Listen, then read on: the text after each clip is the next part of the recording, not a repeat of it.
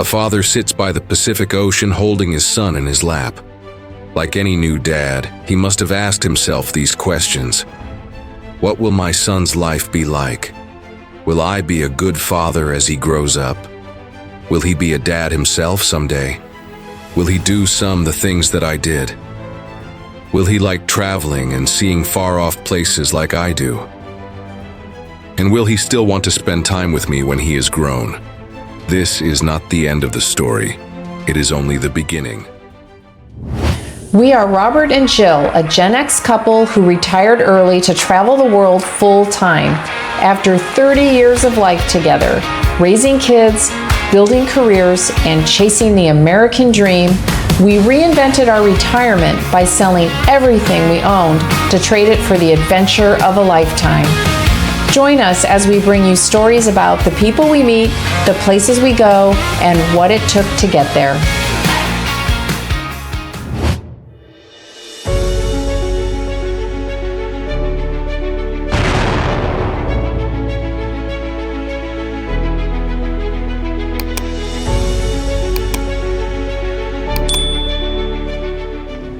The hum of the slide projector was the soundtrack to my childhood dreams. Countless nights as a young boy, my living room wall in our home would vanish, replaced by the soaring heights of the Eiffel Tower in France or the ancient stones of the Roman Coliseum in Italy. My father, a man who had seen the world through the lens of his army service in Europe, would narrate the journey as his Kodachrome slides clicked past. The colorful neon lights of Piccadilly Square in London, England, the graves of our fallen World War II heroes in Luxembourg, and the stone monuments and Bavarian towns of West Germany. For a young boy, those colors and stories were more than just old family photos. They were a siren call, a seed planted deep in my heart that would eventually compel me to put on the uniform myself, not just to serve, but to chase the footsteps of a past I'd only seen on a screen, and finally, to begin a life dedicated to seeing the world, meeting its people, and capturing every moment through my own lens. This is the story of how my father inspired me to travel the world, and why it took me 33 years to get to that bucket list place in Europe that I always wanted to go, the city of Berlin. In 1961, my father joined the United States military. He was sent to Germany and served in a signal battalion overseas. While many of his fellow soldiers, when the time came, wanted to head home to the United States, not my dad. He wanted to explore Europe. Taking his German camera with him, he traveled by train with an army buddy to Paris. Long before Google Maps, YouTube, and a plethora of other modern travel tools, my father adventured truly old school. Of the Eiffel Tower, he would write, "To feel small, you must stand next to something big. And standing next to the Eiffel Tower or under it, you feel small. What a huge man-made structure stretching its girders towards the heavens." Other journeys included Innsbruck in Austria, Venice, Rome, Pompeii, and among my favorite slides to see were from the Isle of Capri in Italy. My father had visited London, crushed on a cute gal he met in Scotland, and photographed numerous German towns that he had traveled through during his time in the army there. From a historical standpoint, my dad was in Germany when the Berlin Wall went up. Those were heady days of the Cold War. When I think of watching his travels, I can still hear the hum of his Kodak slide projector. I remember the smell of the projector screen he would let me help him put up before I anxiously sat down to watch and listen to my dad's adventures in Europe. Remember, this was the early 1970s. Kids' TV was non-existent after the Mickey Mouse Club reruns ended at 5 p.m. each day. Besides the slides from Europe, various movies and TV I watched about the war formed my young mind. The Battle of Britain, A Bridge Too Far about the Arnhem Offensive, Tora, Tora, Tora with Zeros attacking Pearl Harbor. I'd look at a globe at school and see how far they were from our little home in California. There was London, England. There's Germany, Japan, Africa. That's where the lions live.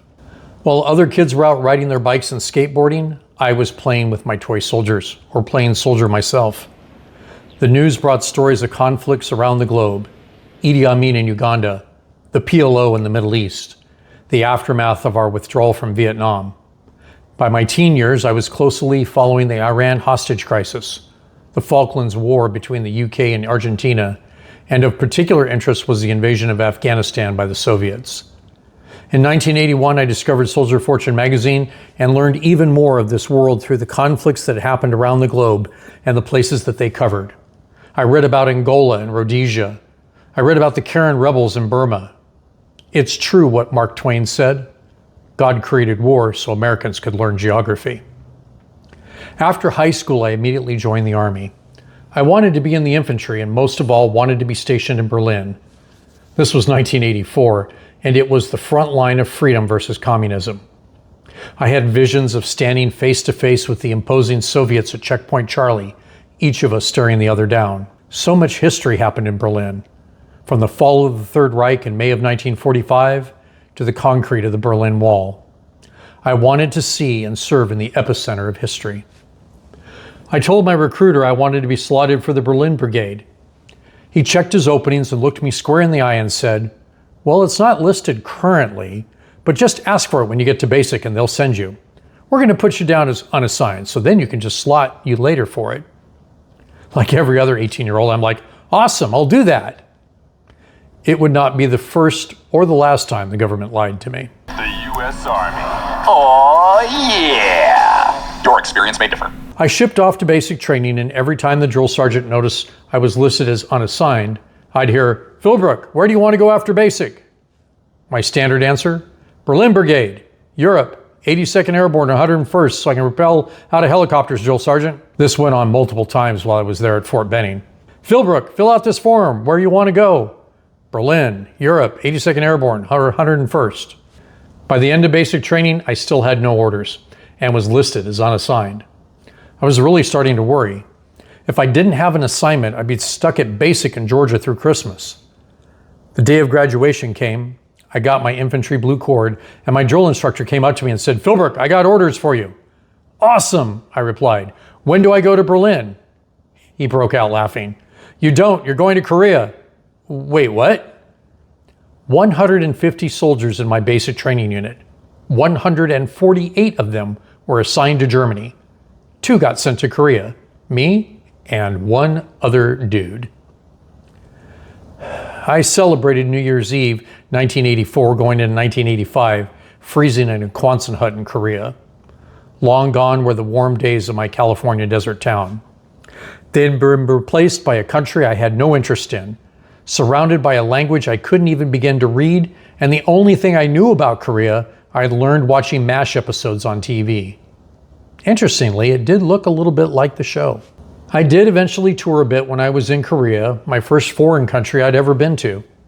Spent some time in Seoul and had a bulgogi and rice with some old Korean ladies on an island near Incheon. But this was not where I wanted to be. I longed for Europe and spent most of the year in Korea mad I wasn't in Germany like my father had been during his time in the Army.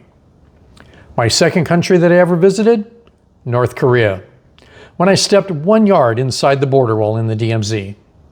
Their massive flag flew over Propaganda Village where no one lived except the North Korean soldiers that guarded the poor farmers who would be shot if they ever headed south.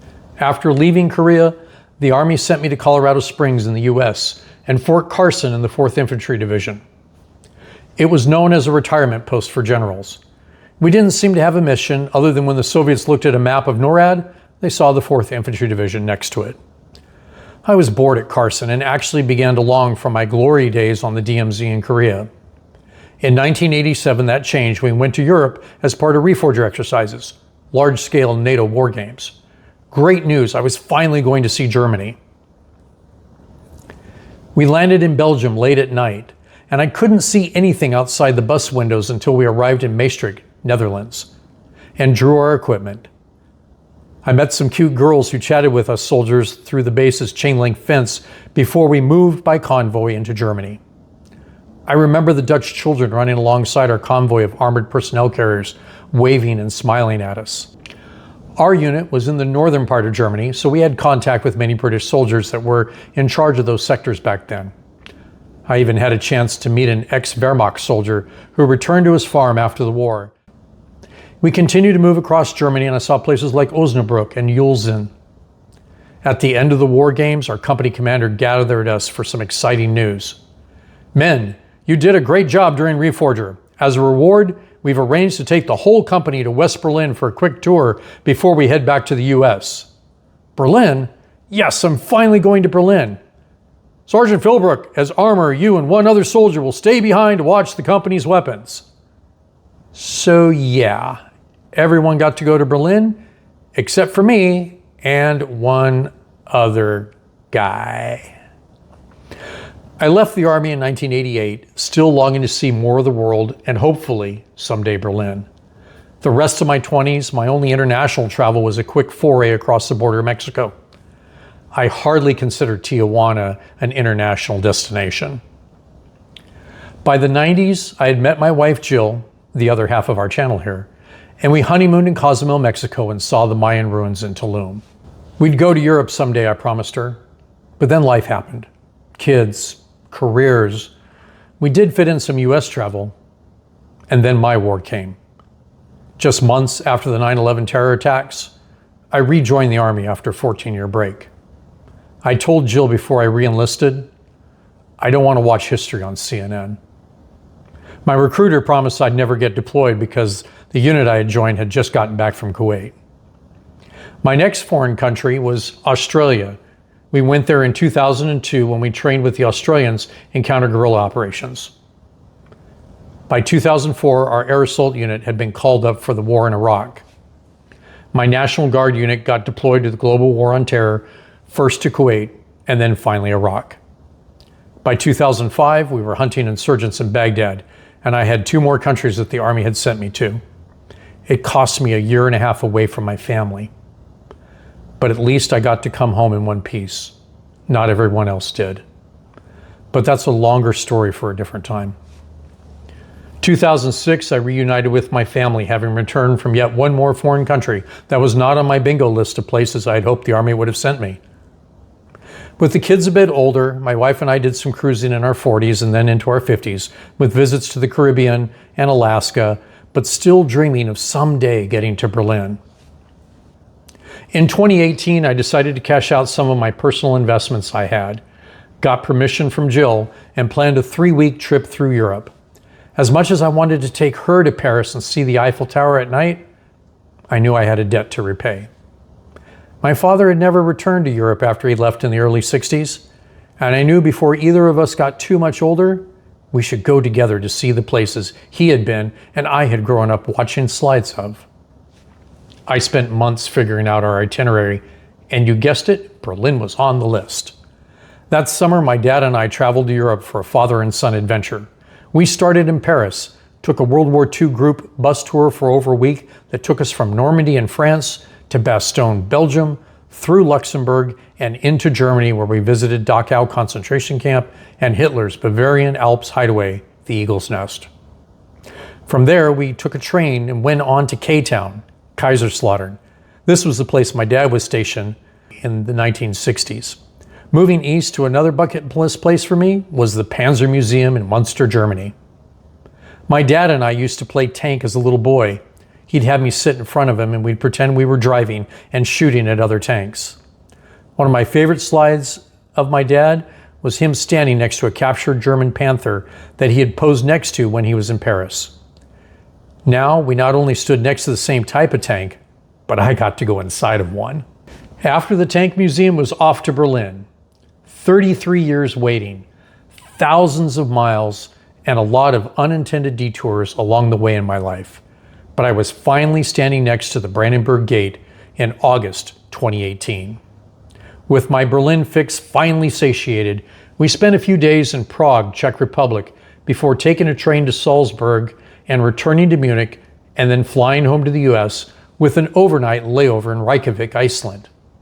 In total, 7 countries over 3 weeks with the man who inspired it all, my dad. It was truly a trip of a lifetime with the man who inspired my desire for travel and adventure in this grand world of ours. It's been an amazing journey so far. Growing up, watching those slides of my dad in Europe and being inspired to travel around the world, and then actually going to Europe with my dad in 2018, as you just saw. But the best adventure is yet to come. This January of 2026, Jill and I are launching into 20 years of full-time world travel. Our first 5 months of 2026, we're going to be in 25 different countries, including France, where we'll get to see the Eiffel Tower at night, finally, and you guessed it, we're headed back to Berlin. We hope you join us as we travel and talk about the people we meet, the places we go, and what it takes to get there. Thanks so much for watching.